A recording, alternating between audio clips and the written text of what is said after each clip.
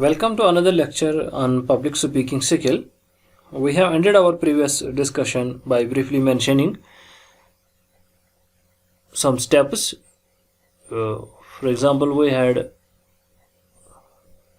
in public speaking skill, we had first one, we had to know our audience. We had discussed how can I impact with what they can take away, what they take away. Then we have physical environment. If you remember, I have already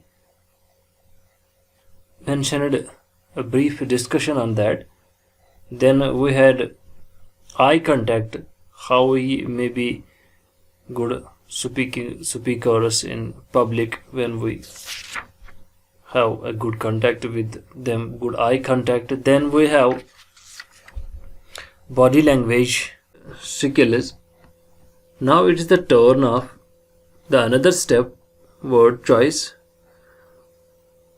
What should be our choice when we are going to talk in public, or what words we are going to use in the public talk, in a lecture hall, in a seminar, or any else or anywhere. So let's continue from here. What should be our word choice when we are going to talk publicly? Because we are just listening, we are discussion on that. Our discussion is on public speaking skill, or I can say that we are learning public speaking skill. How can we people be good speakers? So here is our word choice. Word choice itself can portray confidence and openness as well as uncertainty or intolerance. When preparing your presentation, keep the following points in mind. Now, what the word choice is, word choice itself portrays confidence, itself portrays openness, as well as uncertainty or intolerance. So for preparation of a presentation, this word choice gives us a boost. It boosts us, it encourages us, because we use words, and which words we use, these words should be familiar to audience. जो words हम इस्तेमाल करते हैं, जो word choice हमारी होनी चाहिए, ये खुद ही ये चीज़ का पोर्ट्रेल दे रहा है, निशानदेही कर रही है कि इससे आपका एक कॉन्फिडेंस लेवल जो है वो बढ़ जाता है, इससे ओपननेस आ जाती है, जैसे तंग नज़रिया और ओपन नज़रिया होता है. क्योंकि सर्टेनिटी और अनसर्टेनिटी, यकीन दहानी जो है और गैर यकीनी जो है, इसे इंसान को ऑटोमेटिकली पता चल जाता है. When he use familiar words in front of audience, and the audience will listen him properly because they are well known to words which the speaker is going to use. Now, following are some steps, following are some pointers that we have to, that a speaker should have to adopt. What he had to do, first of all, he had to do communicate on a personal level. तो जो हमारा ये है कि हमारा जो speaker है, मानो कि आप हैं, मैं हूँ, कोई और है, तो पब्लिकली आप एक्सेप्टेड स्पीकर्स कैसे बनेंगे? जब आप पब्लिक में हैं, आप क्लासरूम में हैं, आप किसी और जगह हैं, तो आपको किस तरीके से, मतलब एक कहते हैं ना वो हाथों हाथ लेना, you were accepted by the audience. So when you are going to communicate with the people, you should have to communicate on the basis of your personal experience, on the basis of your personal level. जो आपकी personal level है, on that very portion you had to talk. Now use words that you know your audience understand. अब वो लफ्ज़, वो अल्फाज, वो ज़बान वो आपको इस्तेमाल करनी है, जो लोग आपके सामने बैठे हैं, जो ऑडियंस आपके सामने बैठे हैं, वो समझ जाएं, So that means you should have to use those words which are familiar to audience. ऐसे अल्फाज आपने इस्तेमाल करने हैं जो आपके ऑडियंस सुनने वाले समझ जाए. Now slow down when using technical words. So sometimes when you are using some technical words, when you are using some phrases, you should have to slow down your pace. You shouldn't have to go fast and make clear your topic. No, you should have to throw some light on your acronyms, throw some light on your phrases. It becomes very useful for them.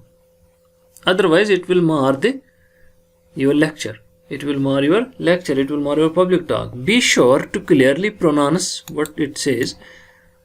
Be sure to clearly pronounce words that are difficult or technical. और आप इस तरीके से यकीन दहानी के साथ बोलें कि आप जो वर्ड बोल रहे हो, जो अल्फाज आप इस्तेमाल कर रहे हो, जो डिफ़िकल्ट एंड टेक्निकल वर्ड्स आप यूज़ करते हो, उनका आपने क्या करना है, मीनिंग ऑफ द एक्रोनिम्स. तो उनकी जो मीनिंग है वो आपको एनालाइज करके उनको बताना है.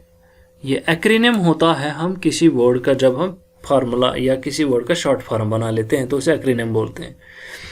First time they are used in the presentation. और जो पहली बार आप वो कर रहे हो प्रेजेंटेशन में, तो उन चीज़ों का आप क्या करेंगे. If you are using some technical words, if you are using some phrases, you should have to elaborate these words, you should have to elaborate these phrases, you should have to give meaning of these phrases. Now choose confident words and phrases. Now it is up to you. You should have to use these confident words. Before that, I had already told you that when a person listens carefully, he becomes the owner of lot of words. His vocabulary becomes good. When a person had a good vocabulary, then it means he can talk in every ways. He can use lot of words to present his presentation, to share his ideas. So here it is choose confident words and phrases.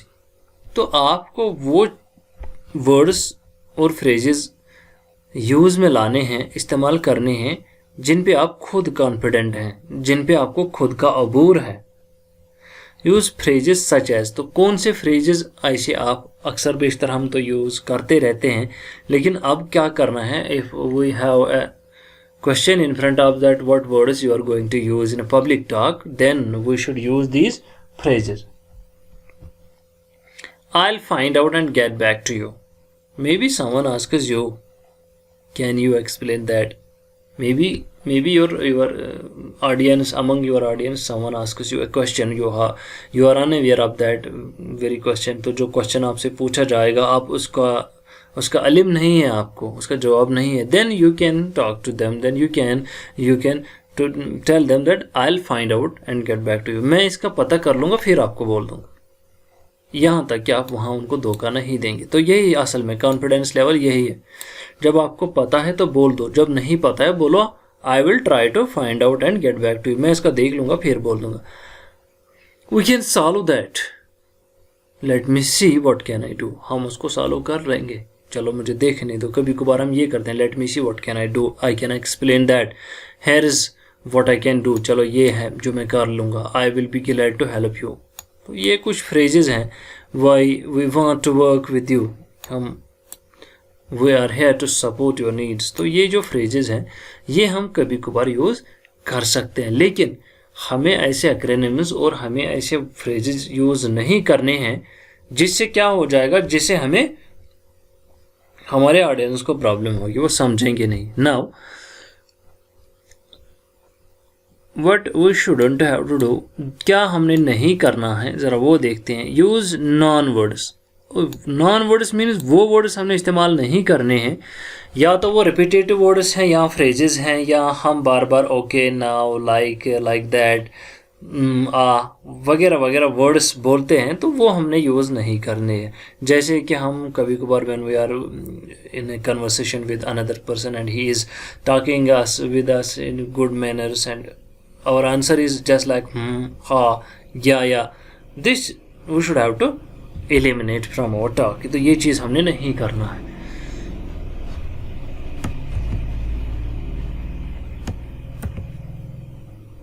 Now, choose inflammatory or skeptical phrases. Don't use phrases such as. वो आपने ऐसे phrases इस्तेमाल नहीं करने हैं जिसे जो phrases हमारे ऑडियंस को समझ नहीं आएगा.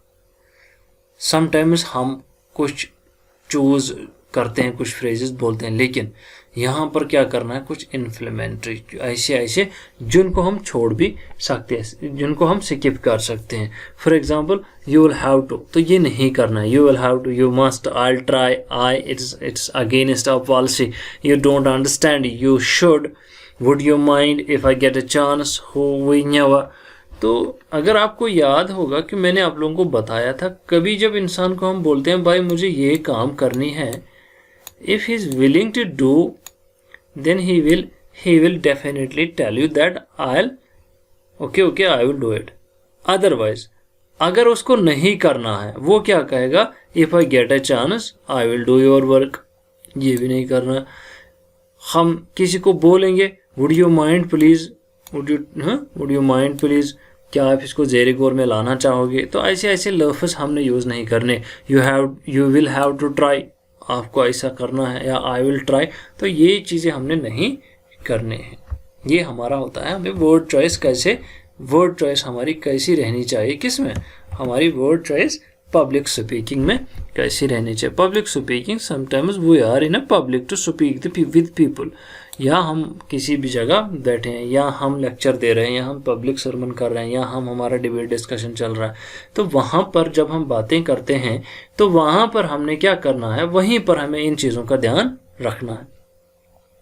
Now what the appearance show, which appearance we have to, in what manners we have to be going to appear in front of audience. So what appearance tells us that your appearance affects the audience's perception on you. तो जो आपके audience हैं, आपका जो सामने आ जाना, appear हो गया नमूदार होना, सामने आ जाना, उनके फ्रंट में आ जाना, तो उनसे क्या हो जाता है, वो असरअंदाज होते हैं. अफेक्ट हो गया असरअंदाज, इफेक्ट हो गया खराब. तो your appearance affects the audiences perception. उनके जो ख्यालात हैं, उनके जो परसेप्शंस हैं, उससे वो आपके इस फिजिकल अपियरेंस से वो उनका मुतासिर होते हैं आपसे. They become impressive after looking towards you, after your appearance. And distraction it creates can distract from your message. अगर आप डिस्ट्रैक्ट हो जाते हैं, मीन्स कि अगर आपकी जो अपीयरेंस है वो क्लियरिटी नहीं है, जैसे मैंने इसे पहले शायद बताया है या कमिंग लेक्चर में आ जाएगा, कि कभी जब हम पढ़ाएंगे, या may be it is in another same, कभी जब हम लेक्चर देते हैं तो हमें ये जो लेक्चर्स है, डेस्क्स है, जहाँ टीचर के सामने डेस्क होता है, तो ये डेस्क के पीछे हमने नहीं छुपना है. अगर हम यहाँ छुपे, यहाँ इस डेस्क के पीछे रहकर हमने अपना लेक्चर दिया, तो it will distract.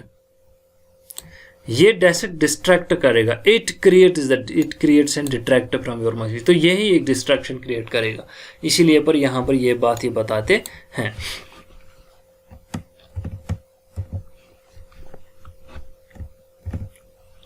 It creates can distract from your message. When possible check your physical appearance. और कभी व्हेन पॉसिबल, जब मुमकिन हो, क्या करना है, आपकी जो फिजिकल अपीयरेंस है ना, उसको देख लो. इसको कैसे देखना है, देखो मैं आप लोगों को एक एग्जांपल दे देता हूँ यहाँ पर. Sometimes you are going to market for buy something, but first of all you are going in front of mirror, looking towards your visuals and how I am looking now. This time how much I look beautiful or not beautiful.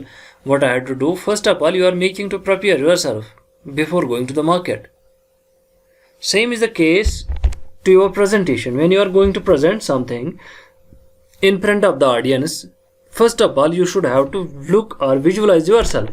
First of all you should have to make your physical appearance, how your physical appearance is. You should have to check your physical appearance before going in front of the audience. We have to check our physical appearance.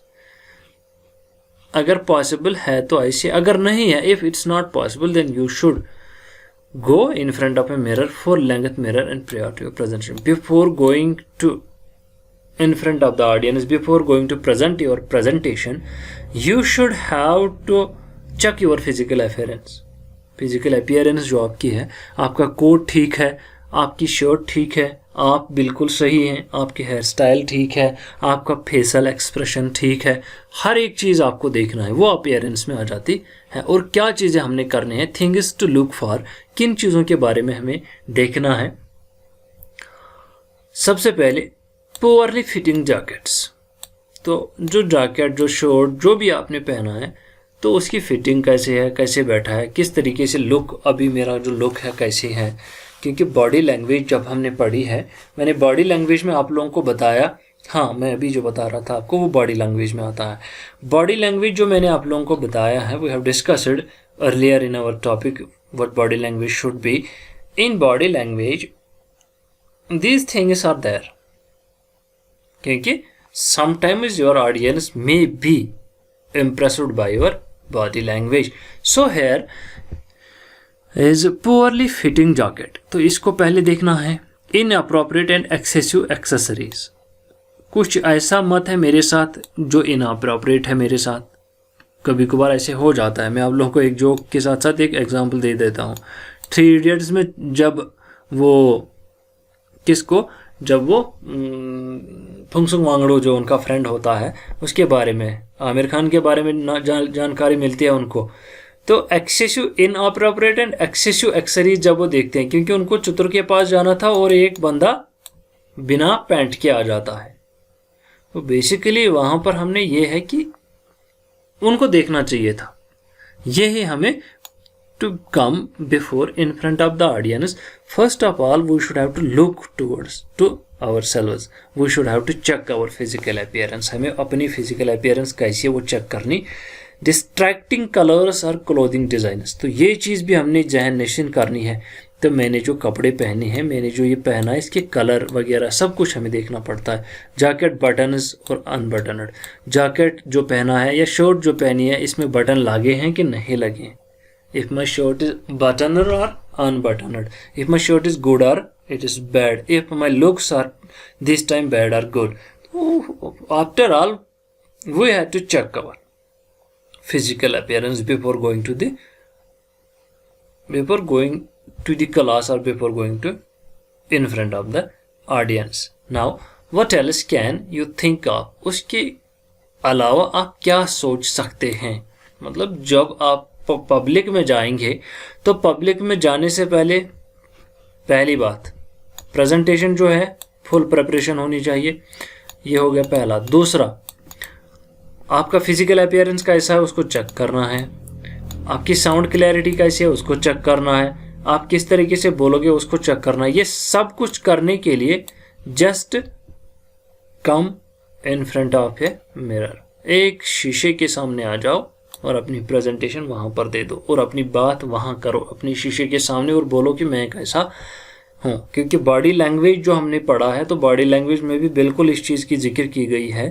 How you should be in front of the audience, how you should be in front of your students.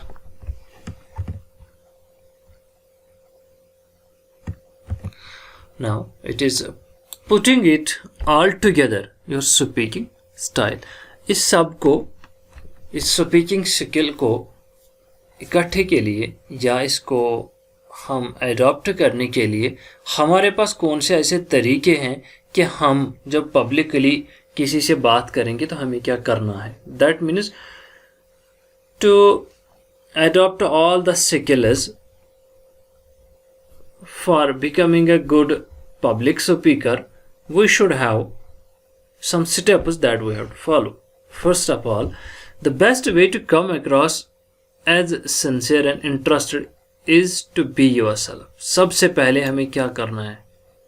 सबसे पहले हमें to be yourself means कि जो हो वही बनो. दूसरा बनने की कोशिश मत करो. क्यों?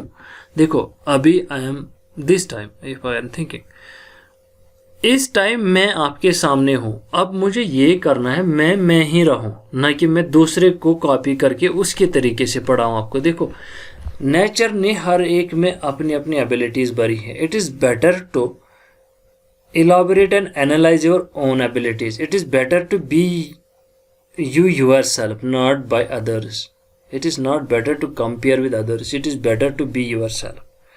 सबसे ज़रूरी होता है कि आप जो हैं आप उसी को देख लो, मैं क्या हूँ, मेरी वर्थ क्या है, What is my worth, मैं क्या हूँ, सबसे पहले ये देखो। तो यहीं पर इसकी बात होती है। जो इंटरेस्टेड, हाँ, सिंसियर एंड इंटरेस्टेड किस में, सबसे पहले खुद देखो मैं क्या हूँ। कहते हैं ना मैं क्या हूँ, मतलब मेरी वर्थ क्या है, ये पहले जानने की कोशिश करो। How do you let your own personality shine through without compromising the structure and content of the presentation. कैसे आप अपने आप को चमकाओगे, किस तरीके से आप, by crystal clear you should be shine in front of all the people. It is only possible when you yourself know who you are. जब आपको खुद पता चलेगा मैं कौन हूँ, किसी चीज़ के साथ कॉम्प्रोमाइज़ किए बिना, तो आपका जो फ्यूचर है वो एक शाइनिंग स्टार की तरह होता है। अदरवाइज जब हम दूसरों से कंपेयर करते हैं तो हमारा जो वर्थ होता है वो कंपैरिजन में ही ख़त्म हो जाती है, न कि हम नया कुछ करने को रहते हैं, क्योंकि by nature everyone is different. Share personal experience. तो जब आप बात करते हैं तो उनको दूसरों का मत बोलो, आपने जो पर्सनली एक्सपीरियंस किया है, एक्सपीरियंस्ड है, वो चीज़ें बोलो। Same is the case, I am also, when I am sometimes going to share something to you people, I share my personal views to you, what I had practically saw in my life Subhan, and which experiences I have practically gained। तो जो मुझे खुद के personal experiences है, that I am telling you people, वो चीज़ें मैं आप लोगों से शेयर करता हूँ, चाहे वो मूवी में क्यों ना हो, चाहे पढ़ाते पढ़ाते कोई ऐसे एग्जाम्पल क्यों ना आ जाए, चाहे लाइफ में कोई पर्सनल ही क्यों ना हो, क्योंकि वो मेरी पर्सनल एक्सपीरियंस है, उस चीज़ को मैंने बाय पर्सन देखा है। बेटर होता है कि आप जब पब्लिक में जाना चाहोगे, पब्लिक में बात करना चाहोगे, तो बेटर है कि आपकी जो एक्सपीरियंस है वो आपकी पर्सनल होनी चाहिए, ना कि आपने दूसरों की एक्सपीरियंस शेयर करोगे। और दूसरा, use humour appropriate, tell stories not jokes. कभी कभार देखो, आप ये बातें आपको याद आएंगी, क्योंकि यही चीज़ें मैं करता हूँ। ये जो ये बता रहे हैं, मैं ये ऑलरेडी अडॉप्टेड मेरे पास है। I have adopted these things, already I am doing these things. Now, which things we are going to discuss here? If you remember our class time, I think you will recognize that things I'm using there. Whenever I share something to you people, that I share some of my personal experiences, because I know the things properly, and then after knowing the things properly, you should share these thoughts to other people.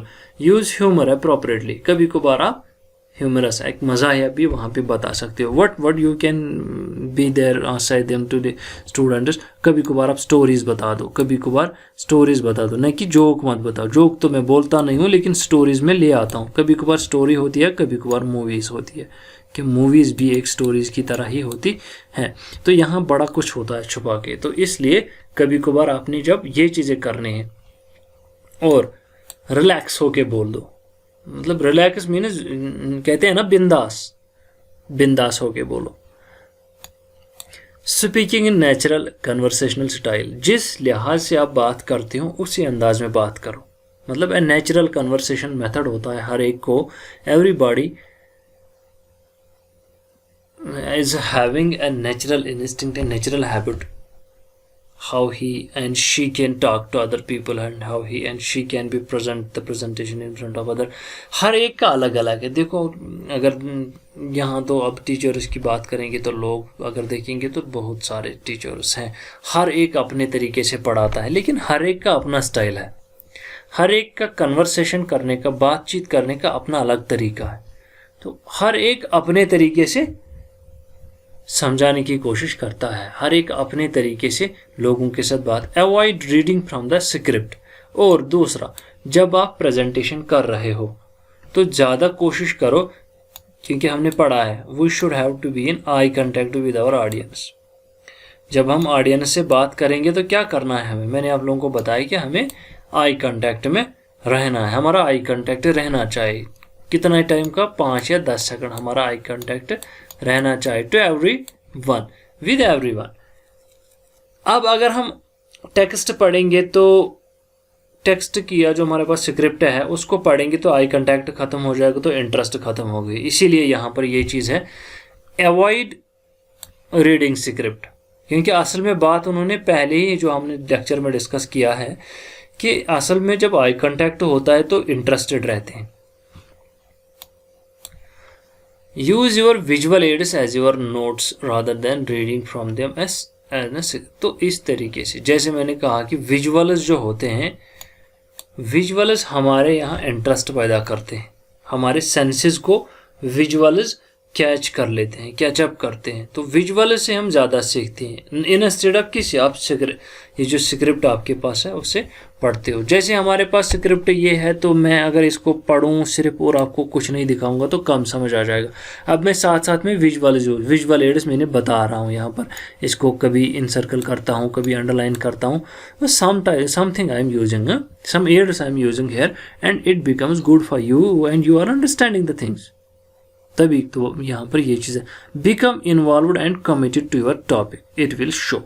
और क्या करना है, हमेशा जो हम बताएंगे, जिस चीज़ पे हमारी बात होगी, जो चीज़ हमारा टॉपिक होगा, whatever topic, which topic is in our position for discussion, we should have to be focused on that. और उसी become involve and committed to your topic, हम उसी चीज़ के साथ इन्वॉल्व और डेडिकेट और कमिटेड होने चाहिए।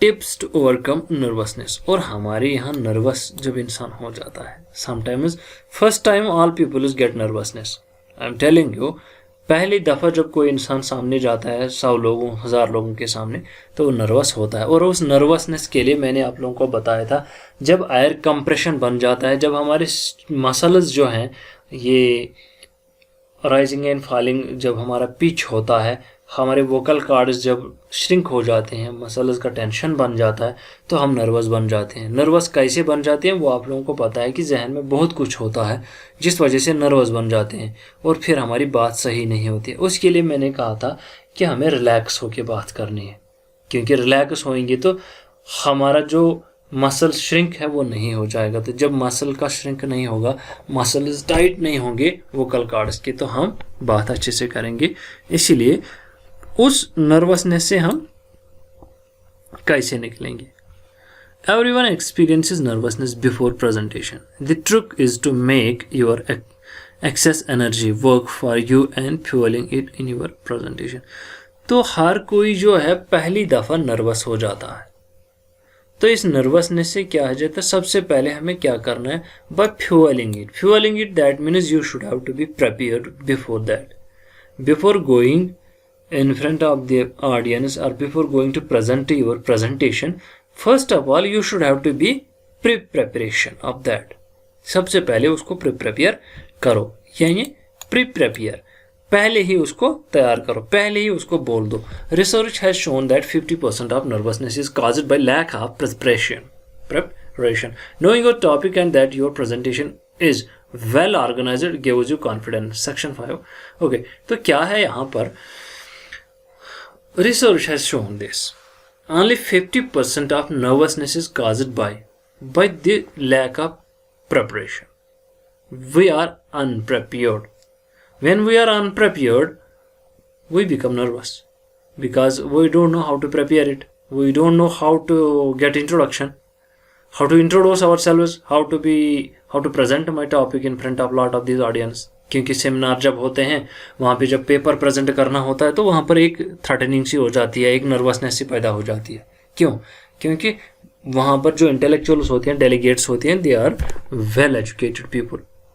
Simple in research there is this, we have to attend these seminars, but in a seminar sometimes you should have to prepare or present an article in front of these audience. Then who are these audience? In front of you the audience are intellectual people, and all these intellectual peoples, in front of these people you should have to present your paper. When you listen that there are intellectuals in front of me, you yourself becomes nervous. क्यों भाई nervous क्यों? अरे भाई वहाँ पर तो बड़े बड़े एजुकेशनिस्ट, बड़े बड़े इंटेलेक्चुअल बैठे हैं, मैं कैसे प्रेजेंट करूँगा टॉपिक? तो ये लैक ऑफ, क्योंकि उसने प्रिपरेशन भी नहीं होती है, क्योंकि उसने पहले नहीं, अब जिसने एक आध बार किया होता है उसको परेशानी नहीं होती है, उसने प्रिपरेशन की होती है। असल में यहाँ पर 50% जो नर्वसनेस हो जाती है वो प्रिपरेशन, लैक ऑफ प्रिपरेशन से होती है, क्योंकि उसने प्रिपेयर नहीं किया होता है। और अपने टॉपिक को प्रेजेंट करने के लिए उसे ज़रूरी चाहिए he should have well organised और गिविंग एनी कॉन्फिडेंस, क्योंकि उससे पहले उसको प्रिपेयर करना है। अब ये चीज़ नर्वसनेस ख़त्म करने के लिए हमारे लिए बात ये आती है कि आपको सबसे पहले जो टॉपिक बोलना है उसको प्रिपेयर करो, उसको पहले ही शीशे के सामने प्रेजेंट कर दो और प्रैक्टिस करो, बोलने की प्रैक्टिस करो। अपने शीशा जो है, फ्रेंड्स जो है, फैमिली जो है, जो भी आपके पास है उनके सामने होकर आप प्रैक्टिस कर दो। मे बी अगर आपके पास, if you had a time, you should have to make it video tape और वीडियो रिकॉर्डेड टेप। आप इसका वीडियो बना लो, फिर देख लो कि मैंने किस तरीके से प्रेजेंट किया। But before going to the audience से पहले, जाने से पहले, एक दिन पहले इसका प्रेजेंटेशन को खुद प्रेजेंट कर लो। और विजुअलाइज क्या कहता है? विजुअलाइज में थिंक पॉजिटिवली। अच्छा, मैंने ये पढ़ा नहीं, मैंने इसका ऐसे ही बता दिया। Visualise, think positively, mentally rehearse the entire presentation in vivid detail. See yourself as dynamic, knowledgeable speaker. It will also help you focus on what you need to do to be successful. Visualize में क्या हो जाएगा? आप सबसे पहले आपने positive तरीके से सोचना है। देखो, नेगेटिव थॉट रखोगे तो नेगेटिव ही बनोगे। अब पॉजिटिव में क्या है? पॉजिटिवली सोचना है, मीन्स आपको हमेशा अच्छा ही सोचना है। आपको मेंटली, आपका जो टॉपिक है उसको मेंटली आपको प्रिपेयर करना है, रिहर्स करना है, मेंटली आपको रिहर्सल उसका करना है। तो जो सारी प्रेजेंटेशन है उसको आपको अपने रिमेम्बरेंस या मेंटली हो, या हम यूँ कह सकते हैं इमेजिनरी, आपको उसको मतलब बताना है, तैयार करके रखना है। तो आपको एक बूस्टिंग मिलेगा, आप एक कॉन्फिडेंस मिलेगी। तो अपने आप को डायनामिक समझो, अपने आप को नॉलेजेबल समझो, अपने आप को अच्छा स्पीकर समझो। मीन्स इन शॉर्ट, अपने आप को दूसरों से कमतर मत समझो। ये बोलो कि मेरे पास भी हुनर है, कहते हैं ना वो, हम भी हुनर रखते हैं। तो ये बोलो कि हम भी हुनर रखते हैं, हमें भी बोलना आता है। ये इससे क्या हो जाएगा? It will also help you to focus on what you need to do to be successful. इससे आपको, जब आप कहोगे भाई मुझे भी बोलना आता है, तो इससे आपको एक बूस्ट मिलेगा, हेल्प मिलेगा। किस में? आपकी प्रेजेंटेशन सक्सेसफुल करने में। Eat and drink right. Eat a light meal beforehand. Drink fluids the previous day. Stay away from sugar, dairy, caffeine and alcohol. तो जिस दिन, जिस समय आपको अब प्रेजेंटेशन करनी है, मतलब इसका कहना है कि आप लाइट गज़ा खाइएगा। Light, you should have a light meal. But one thing keep in your mind, don't drink fluids, don't drink caffeine, don't drink alcohol, don't have a sugar. तो ये चीज़ें करने से आपकी प्रेजेंटेशन जो है वो अच्छी हो जाएगी। क्यों?